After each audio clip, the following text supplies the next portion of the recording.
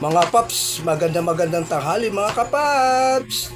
Tayo'y magluluto ng corn beef na may patatas mga kapaps.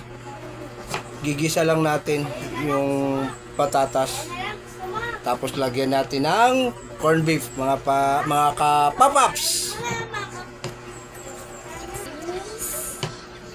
Gad mga kapaps.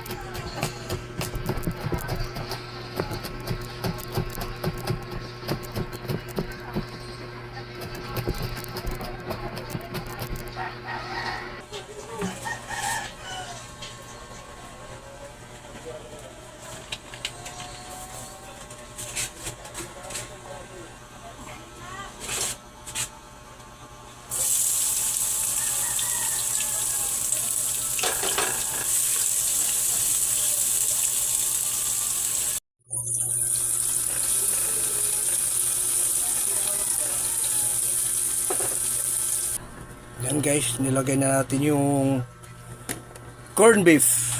Ayan. Kunting sabaw lang natin. Dahil kumulo na mga kapaps, lagay na natin yung tunting tubig mga kapaps. Yan. Sabay na natin yung patatas mga kapaps. Wala nang patumpik-tumpik pa.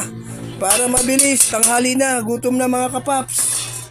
Hintayin natin makulo mga kapaps.